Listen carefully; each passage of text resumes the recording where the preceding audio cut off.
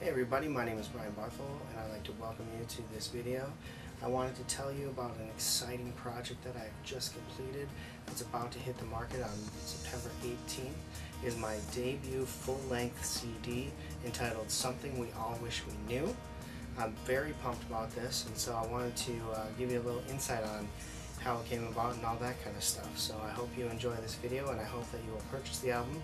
It will be available at cdbaby.com, iTunes, Amazon. You can probably find it on Spotify. It'll be out there on pretty much any major digital retailer out there. And of course, if you come and see me at the shows, I will also have physical copies for you to purchase as well. So I hope you enjoy the video and a little look inside the making of Something We All Wish We Knew.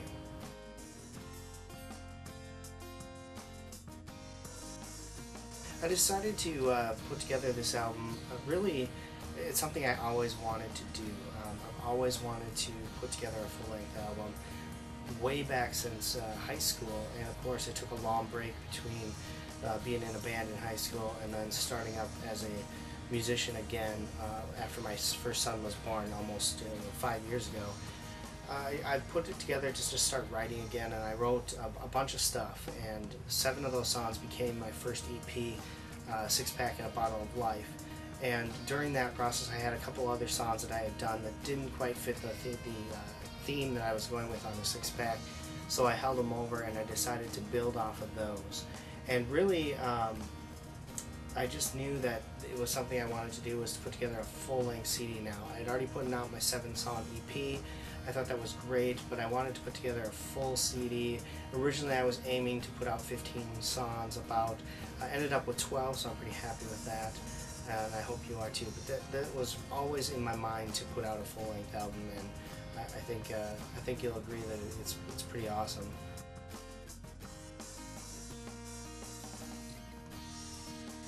After I finished recording the first EP, one of the things that I thought when I listened back to it, and I love the music on there, I love the songs that I put together for that album, but one of the things that was missing was I was missing a full band. The drums, the bass, the lead guitars. I had lead guitars on there, and I did play bass on one of the tunes on the EP, but it just wasn't a full thing. So when I was going on this album, I really wanted to put layers into it. I wanted bass, I wanted lead guitars, I wanted multiple rhythm guitars, I wanted drums.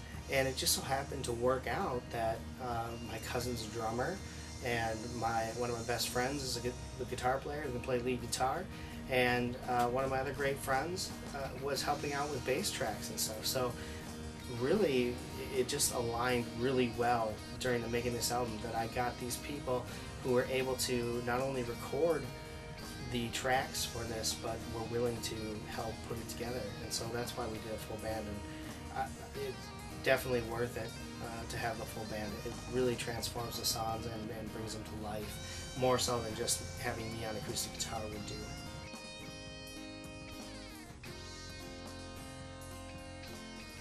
The title really came because I was sitting there talking with the co-producer Jay, and we thought, well, what can we call this album? And we looked at all the songs that we had at the time.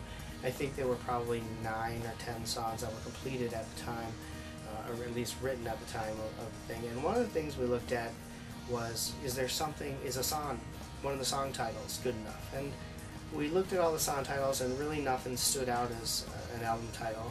And then Jay said, hey, what if we take a line from a song? What about a line from, at the time, one of our favorite songs, Taken? And so we looked through and combed through, and it just stood out like a black eye. Something We All Wish We Knew. And I thought about the themes of the songs that were on this album, and really that fit well.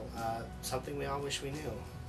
Broken up relationships and how they came to end, who wouldn't have wanted to know how that was going to happen back in the day. It just, everything seemed to fit, and so that's how the title came about, Something We All Wish We Knew.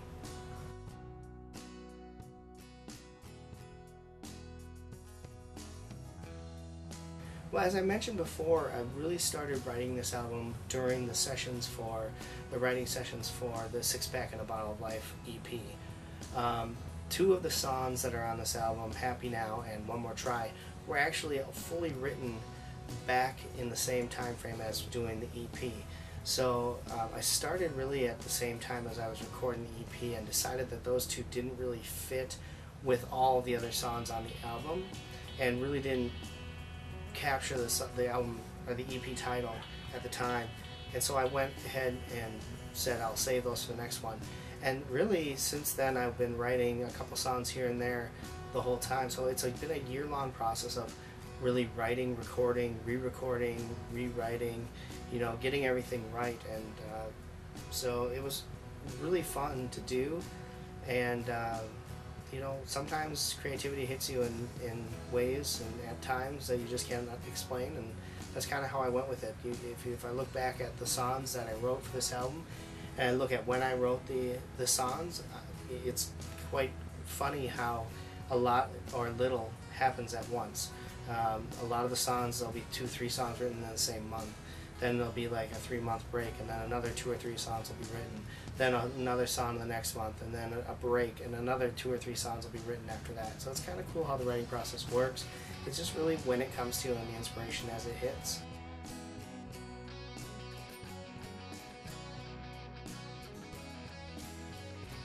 As far as what comes first, for me, almost always the music is first. And I'll just be sitting around playing guitar, playing some of my other songs, or playing some cover songs that I really like to play.